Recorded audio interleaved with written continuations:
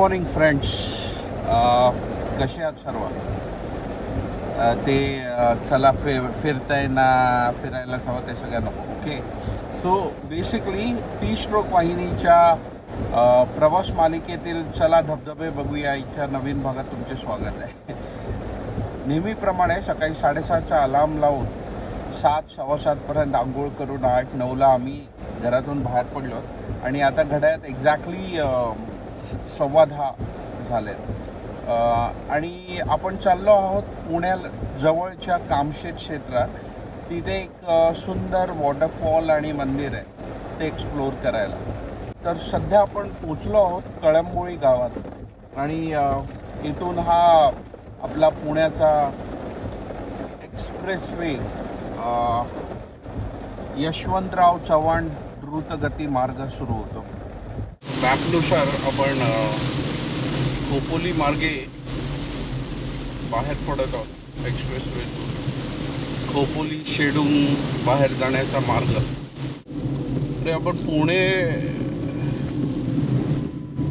काय करतोय? आपण परत एक्सप्रेसवेला आलो का? अरे नाही यार, परत एक्सप्रेसवे पकडला यार. हा मॅप ना नेहमी थकवतो. हे घ्या.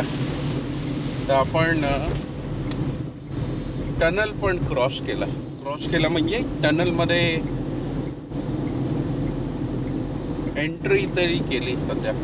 भातन टनल म्हणजे आपला तो रस्ता पूर्णपणे चुकलेला की काय माहीत नाही. पावसाने जबरदस्त जोर पकडलाय. तुम्ही बघू शकता काय जोराचा पाऊस. Oh my God. चला वॉटरफॉल बघितले, आता परत जाऊया. तुम्हाला जर दिसत असेल तर तुम्हाला समजेल की काही दिसत नाही. त्यामुळे गाडीचे इंडिकेटर्स ऑन झालेत आणि गाडी आपोआपच गाडीचा वेग कमी झाला आहे. इकडे वेळ म्हणजे गुगल मॅप तरी 1 तास 47 मिनिटच दाखवतो. कदाचित आपण टाईमनी तिथे पोचू आणि टाईमनी तिथून निघू सुद्धा, कारण की संध्याकाळी मला अशा पावसात नाही अडकायचं.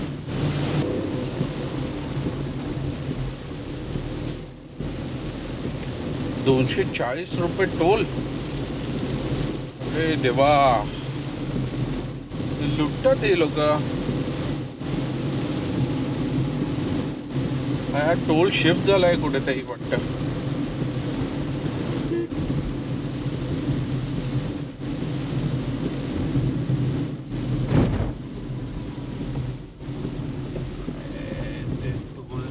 जुन्या टोलच्या जागेचं नाव खालापूरला पोचलो आपण. खालापूरचा टोल रिनोव्हेट करतायत.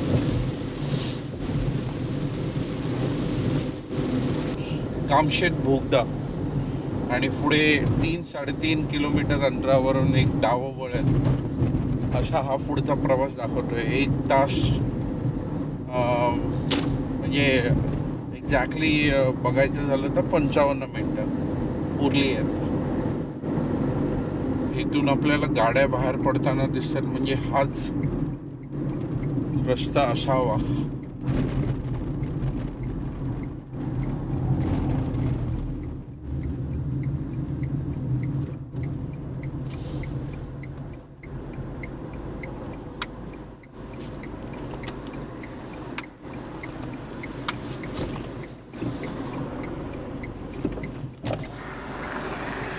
इथून कामशेतला रस्ता जातो काय? कामशेतला जातो.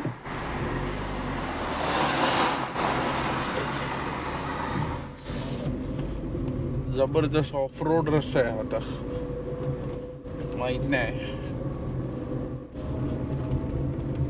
पुढे काय अवस्था आहे याची.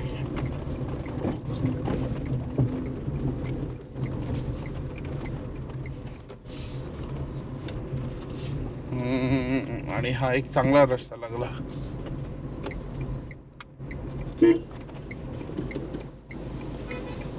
have to be careful here because okay, I guess the Khopoli मार्गे जो रस्ता आहे आतून तो याच रस्त्याला भेटतो. समाव आपण एक छोटासा ऑफ रोड क्रॉस करून हा मुख्य रस्ता पकडलाय. खूप वर्षांनी येतोय त्यामुळे अशी भूलचूक झाली तर प्लीज या गोष्टीवरून मला ट्रोल करू नका, मजाक करू नका. माझा मी खूप सेन्सिटिव्ह माणूस मी खूप सेन्सिटिव्ह माणूस आहे. अरे देवा, गाड्या पण फास्ट आणतात हे लोक, भीती वाटते यांची. पुढचा गाडीवाला स्लो चालतोय. बौर ते मी बोर किंवा काय ते बोललो असेल तर ते रॉंग आहे. या जागेचं नाव आहे बौर. मस्त. सो तो ऑफ रोड जो पकडलाय त्याला कंटिन्यू करत आपण इथे आलो आतमधल्या भागात. आणि हा एरिया ओळखीचा वाटतं कारण की मागच्या वेळेला आपण जेव्हा आलेलो तर ह्याच रूटने आलेलो. Is only one road. इथे आम्ही आलेलो रात्रीच्या वेळी त्यामुळे हा रस्ता, ती दुकानं ते सर्व परिचयाचं आहे पण हा रस्ता असा लगेच लक्षात येत नाही आहे. खूप वर्ष झाले या गोष्टीला.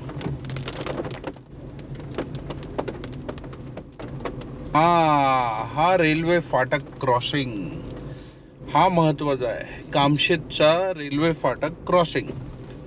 चला तर बघू. ट्रक पण गेला तर म्हणजे सध्या आपण पण जाऊ शकतो.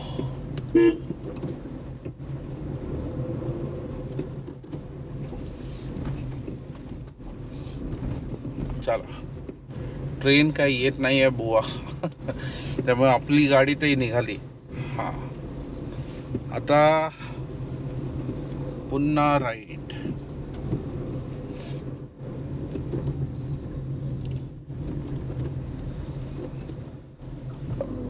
आता हे इंटरनल रोड सुरू झालेत सुंदर. आय गेस कॅमेरा वळवणं गरजेचं आहे नाहीतर तुम्ही मिस कराल. चला तर मग तुम्ही पण व्ह्यू एन्जॉय करा.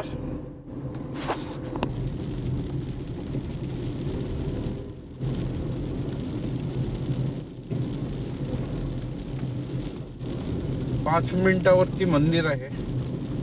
तुम्ही बघू शकता पाऊस खूप जोरात आहे.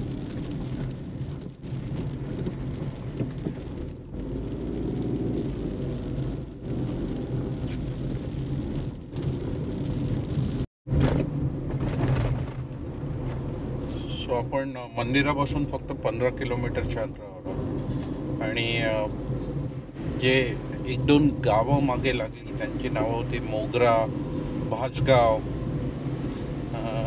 काही नाही, आय मीन रस्ता सरसर आहे आणि अप्रतिम आहे. इथे खूप मोठा साठा आहे पाण्याचा धरणासाठी. त्याला पावना लेक म्हणतात, काही माहीत नाही मला. आता थोडंसं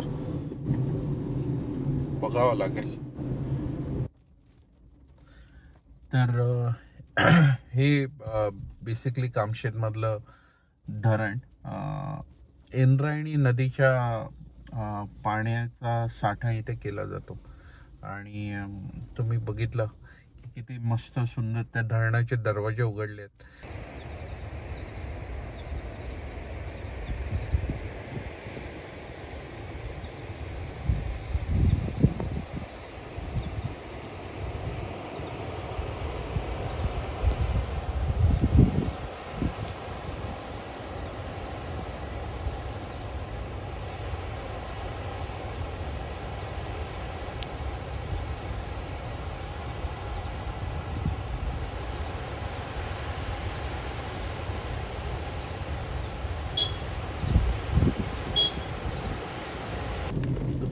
एक गाव आलं जांभिवली.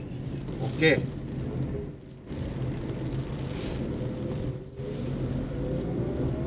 पावसाने जोर धरलाय आणि एक मोठा प्रॉब्लेम इकडचा आहे की इकडे पार्किंगची मारामारी आहे. आणि तुम्ही बघू शकता किती लाईनीत गाड्या आहेत. डिफिकल्ट आहे बाबा. दिस इज हॉरिबल. हा खूप मोठा इशू आहे. तुम्ही बघू शकता की ॲट अ टाइम एक गाडी पास होईल एवढाच हा रस्ता आहे. अरुंद रस्ता आहे. पण आज रविवार असल्या कारणाने सगळीच लोक फिरायला बाहेर निघाली आहेत आणि त्यात पावसाने आज प्रचंड जोर मारलाय.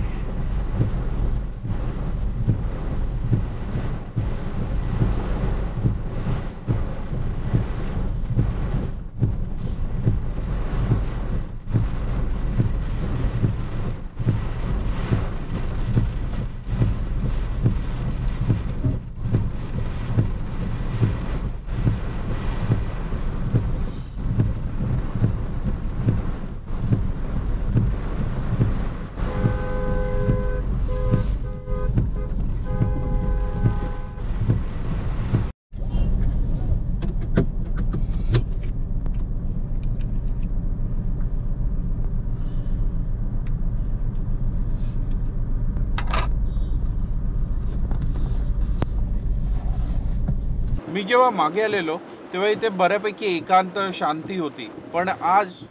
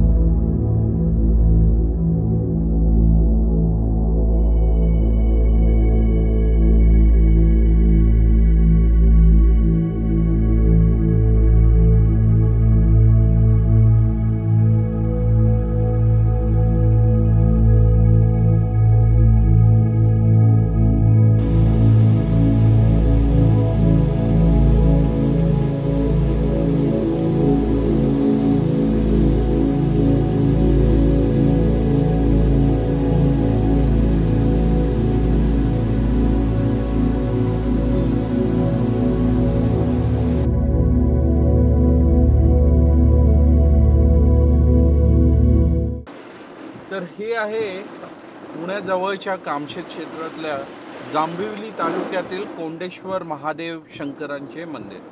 तर असं म्हणतात की कोंडेश्वर महादेव मंदिर 400 ते 600 वर्ष जुनं आहे.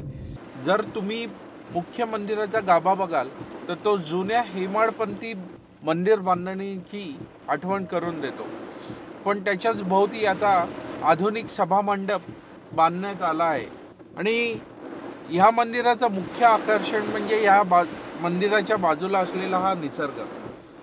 इथे डोंगर रांगात असंख्य धबधबे वाहताना दिसतात. या मंदिराच्या पाठीमागूनच टाळभैरी गडाची ट्रेक सुरू होते. हे संपूर्ण क्षेत्र संरक्षित वनाच्या अंतर्गत येत असल्यामुळे आणि पावसाळा असल्यामुळे ही ट्रेकिंगला आणि आजूबाजूच्या धबधब्यात उतरण्यास सक्त मनाई आहे. आणि तशा प्रकारचे फलक जागोजागी लावण्यात आले आहेत. आपल्या सुरक्षिततेसाठी या सूचनांचं पालन करणं अत्यंत आवश्यक आहे. वडापाव, कांदा भजी, स्वीटकॉर्न, मॅगी गरम गरमागरम. चाय, वडापाव, कांदा भजी, मॅगी, स्वीटकॉर्न गरम. तुम्ही बघू शकता आता रस्त्यालाच धबधब्यांचं स्वरूप आलंय. म्हणजे धबधबे रस्त्यावरून वाहत आहेत आणि असे असंख्य लहान मोठे धबधबे आपण क्रॉस करून पुढे चाललो.